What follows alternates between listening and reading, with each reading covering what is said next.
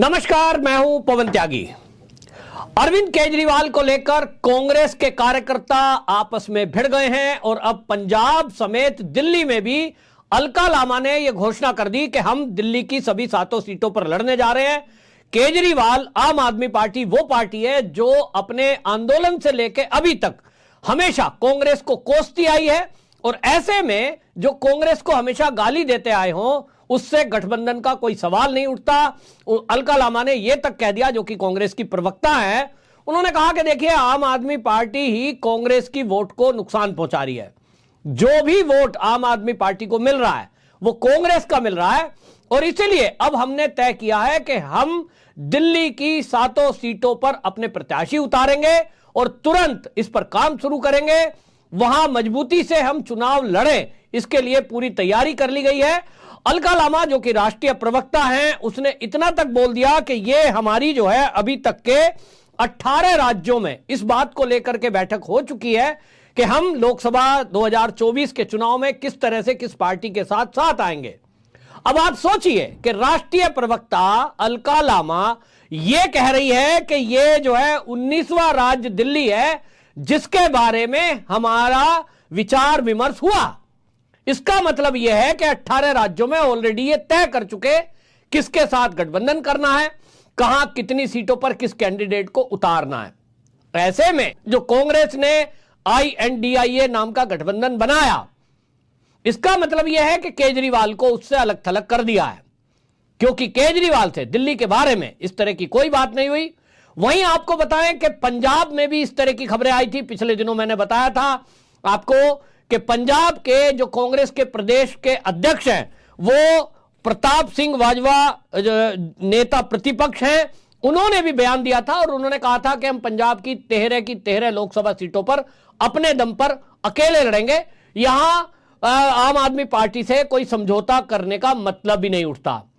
वहीं आपको बताएं पंजाब के कांग्रेस के जो प्रदेश अध्यक्ष हैं अमरिंदर सिंह राजा वड़िंग, उन्होंने भी ये कहा था कि ये जो हमारे कांग्रेस के पूर्व CM रहे हैं OP सोनी, इनको जबरदस्ती जेल में डाल दिया है और आम आदमी पार्टी ने जो ये किया ये कांग्रेस को बदनाम करने के लिए किया है और इसीलिए हम तो कांग्रेस वाले पार्टी वाले लोग आम आदमी पार्टी के साथ कोई गठबंधन करने के पक्ष में है नहीं। इन्होंने कांग्रेस को नुकसान पहुंचाया है। और यहां आपको यह भी बता दूं कि वड़िंग ने यह भी कहा कि देखिए आज की डेट में पंजाब में 13 में से 8 सीटें कांग्रेस के पास हैं, तो ऑलरेडी जब 8 सीटें हमारे पास हैं तो हम उन 8 में से तो एक भी सीट देने से रहे, बाकी बची बाकी सीटें तो पार्टी आला कमान क्या सोचता है वो अलग बात है। लेकिन पंजाब में हम अगर किसी से फाइट कर रहे हैं तो वो आम आदमी पार्टी है और इसलिए कोई समझौता नहीं होगा। इन दोनों घटनाओं से, पंजाब और दिल्ली का अलका लामा का बयान, इन दोनों कार्यकर्ताओं के बयानों से एक बात साफ हो गई है कि कांग्रेस के प्रवक्ता या कांग्रेस के प्रदेश के अध्यक्ष या बाकी लोग क्या बोल रहे हैं, वो ये बोल रहे हैं जो कार्यकर्ता की सोच है। पार्टी आलाकमान अरविंद केजरीवाल के ब्लैकमेलिंग में आता हुआ दिखाई दिया जब दिल्ली का अध्यादेश बिल पेश हुआ संसद में।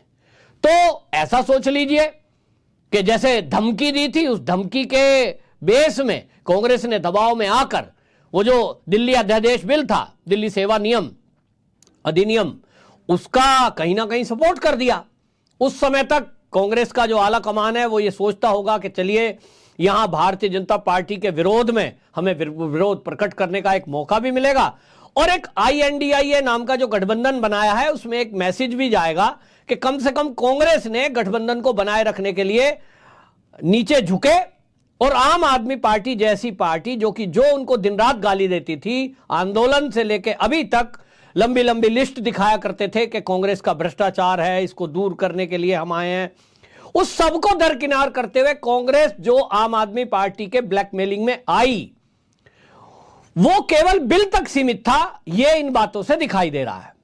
अभी तक जैसा अलका लामा ने कहा कि 18 राज्यों में ये पहले तय हो गया, यानी वहां भी आम आदमी पार्टी के लिए कोई सीट छोड़ने का इन्होंने कोई योजना रचना बनाई नहीं है। इस पर आम आदमी पार्टी के जो मंत्री हैं दिल्ली में, सौरभ भारद्वाज, जब उनसे पत्रकारों ने पूछा कि भाई अलका लामा ने जो राष्ट्रीय प्रवक्ता है इस तरह की बातें बताई हैं कि दिल्ली की 7 सीटों पर लड़ेंगे। पंजाब से भी खबर आ रही है कि वहां 13 की 13 सीटों पर कांग्रेस लड़ेगी। इस पर आपका क्या कहना है? वो कह रहे हैं देखिए भाई, इस तरह से अगर ये कर रहे हैं तो फिर हमारा गठबंधन तो इनसे होगा नहीं। इस बारे में हालांकि उन्होंने ये कह दिया कि पार्टी का आला कमान यानी हमारी टॉप लीडरशिप इस पर बात करेगी। लेकिन अलका लामा ने जो बयान दिया, अलका लामा के बयान से यह साफ हो गया है, कम से कम दिल्ली की कांग्रेस इकाई, कांग्रेस के दिल्ली के लीडर, ये तो आम आदमी पार्टी के साथ जाने को तैयार नहीं है। और देखिए, अगर ये साथ जाते हैं तो इसका सीधा फायदा भारतीय जनता पार्टी को मिलेगा, क्योंकि भारतीय जनता पार्टी पहले से ही 7 सीटें जीती हुई है और इस बार बहुत अग्रेसिव मोड में भारतीय जनता पार्टी की जो दिल्ली इकाई है यानी प्रदेश इकाई जो है, उनका युवा मोर्चा है, महिला मोर्चा है, प्रदेश के अध्यक्ष हैं और अब तो कपिल मिश्रा आप ही उपाध्यक्ष बने हैं। मतलब आप समझ लीजिए कि बहुत अग्रेसिव मोड में है और हर भ्रष्टाचार को उजागर करते हैं। ऐसे में भारतीय जनता पार्टी का पहले से ही परचम बहुत ऊंचा है, यानी 7 सीटें भारतीय जनता पार्टी जीतेगी, ये तय है। लेकिन अगर आम आदमी पार्टी और कांग्रेस दोनों मिल जाते हैं तो भारतीय जनता पार्टी के लिए तो यह बढ़िया बात है, क्योंकि जो लोग आपस में एक दूसरे को गाली देते थे, भ्रष्ट बताते थे, जब वो एक साथ आ जाएंगे तो इससे भाजपा का वोट प्रतिशत और ज्यादा बढ़ेगा। अभी तक तो अंडरग्राउंड समझौता था, अब ये खुलकर हो जाएगा तो बीजेपी कहेगी कि देखो ये दोनों मिल गए।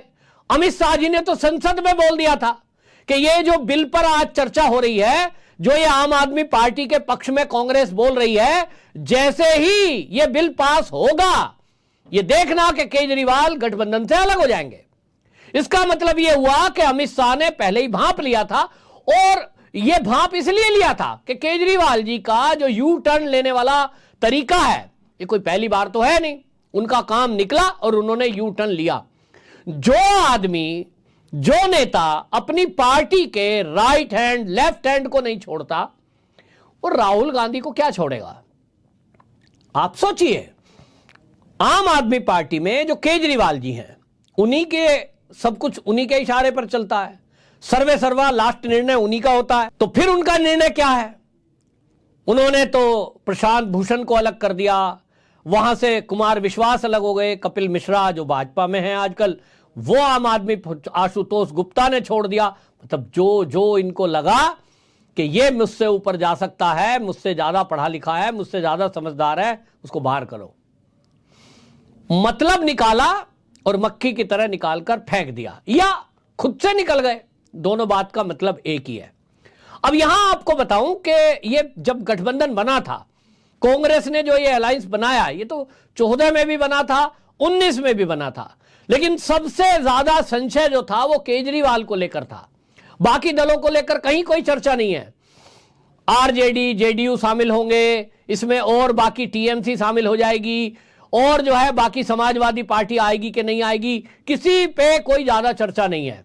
सबसे ज्यादा चर्चा केजरीवाल जी को लेकर थी और केजरीवाल जी को लेकर चर्चा इसलिए थी क्योंकि केजरीवाल जी वो नेता हैं जो हमेशा, जिनकी जो पार्टी का जन्म है, आम आदमी पार्टी का अन्ना हजारे के आंदोलन से जो जन्म हुआ, वो हुआ ही कांग्रेस के भ्रष्टाचारों के नाम पर कि साहब कांग्रेस ने बड़ा भ्रष्टाचार किया हुआ है। केंद्र में जो सरकार बैठी है उसके घोटाले गिनवाते थे Kejriwal ji, 2G, 3G, Commonwealth, ये घोटाले हुए हैं साहब। और फिर वो लिस्ट गिनवाते थे, सोशल मीडिया पे वो लिस्ट अभी भी वायरल है। उसमें एनसीपी के नेताओं के नाम है, लालू प्रसाद के नाम है, कांग्रेस के, भाई बीजेपी का नाम तो था नहीं। ये तो बीजेपी के विरोध में इस तरह से आए हैं। और देखिए 15 अगस्त का केजरीवाल जी का भाषण सुनिए। छत्रसाल स्टेडियम में 15 अगस्त को जो दिया हुआ भाषण है, यूं तो वो दिल्ली की जनता को संबोधित कर रहे हैं, लेकिन उनका भाषण आप सुनेंगे तो वो क्या कह रहे हैं? वो कह रहे हैं दिल्ली को छोड़कर बाकी सभी जगह देश के अंदर जो स्कूल हैं उनकी हालत बहुत खराब है। अब जब वो ये कहते हैं कि दिल्ली को छोड़कर बाकी पूरे भारत के स्कूलों की हालत खराब है, तो उसमें पंजाब भी आ रहा है, उसमें तो बिहार भी आता है, उसमें पश्चिम बंगाल भी आता है, उसमें कर्नाटक भी आता है, उसमें तमिलनाडु भी आता है, उसमें केरल भी आता है, तो उसमें राजस्थान भी आता है। वो कहते हैं कि दिल्ली को छोड़कर बाकी सब है, हॉस्पिटलों की बाकी सब राज्यों में हॉस्पिटल की हालत तो बहुत खराब है। तो वो ये कहना चाह रहे हैं कि दिल्ली में तो सब ठीक है जहां मैं हूं, और बाकी जगह ना अस्पताल अच्छे हैं, ना पानी की व्यवस्था अच्छी है, ना वहां कोई विकास है, ना वहां कोई स्कूल अच्छे हैं। तो वो एक तरह से कांग्रेस को भी तो घेर रहे हैं। अगर इसमें वो अस्पताल स्कूल को लेकर के इस तरह की बयानबाजी ना करते तो वो भाषण आप सुनेंगे तो आपको लग जाएगा कि केजरीवाल जी बोल दिल्ली के छत्रसाल स्टेडियम में रहे हैं और एक मुख्यमंत्री अपनी जनता को संबोधित करता है, लेकिन वो ऐसा भाषण है जैसे लगता है कि वो 2024 के लोकसभा चुनाव की तैयारी में वो जैसा मोदी जी ने लाल किले से बोला उसी को काउंटर कर रहे हैं, यानी लगभग उसी तरह का भाषण।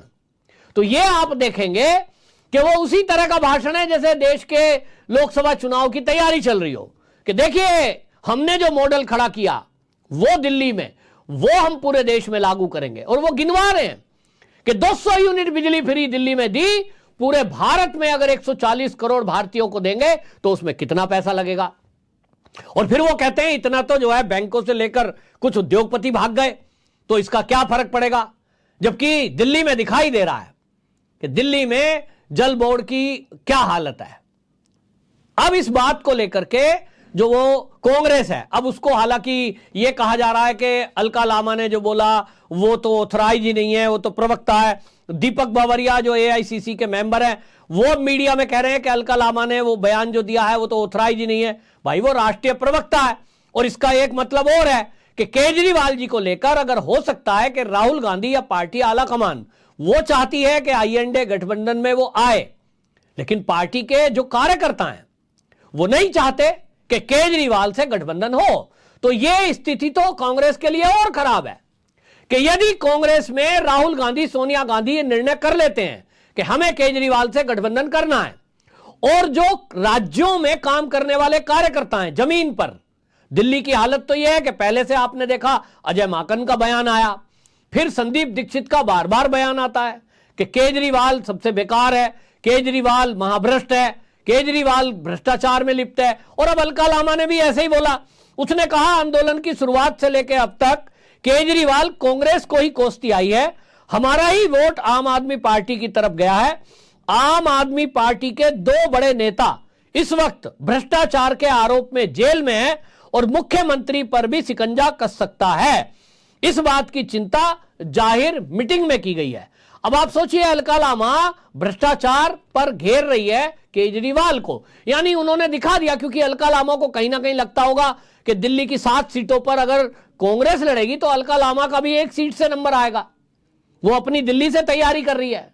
और अगर आम आदमी पार्टी से समझौता हो जाता है कांग्रेस का, फिर तो आप सोचिए 7 सीटें हैं तो भाई आधा आधा भी हुई तो 4-3 का रेशो आएगा। अलका लामा का नंबर तो आएगा नहीं, संदीप दीक्षित का नंबर तो शायद आएगा नहीं, मुझे नहीं पता। लेकिन कुल मिलाकर आम आदमी पार्टी में और कांग्रेस में फूट और टूट होती दिखाई दे रही है। बाकी गठबंधन में भी इसी तरह होगा कि जो ममता बनर्जी है वहां भी पोस्टर लगाए जा रहे हैं कि ममता बनर्जी ही प्रधानमंत्री बनने योग्य है। यानी ये जो आईएनडीए गठबंधन है इसको लेकर पहले से ही कहा जा रहा था कि ये चलने वाला नहीं है, लेकिन अभी चुनाव के पहले ही जिस तरह की विरोधाभास पार्टी के नेता और पार्टी के आला कमान इन दोनों के बीच आ रहा है, इससे तो एक ही बात लग रहा है कि ये रायता फैलाओ मास्टर पूरे आईएनडीए गठबंधन का रायता फैला कर रहेंगे या तो संगठन से बाहर हो जाएंगे। आपकी क्या राय है कमेंट बॉक्स में जरूर बताएं। वंदे मातरम।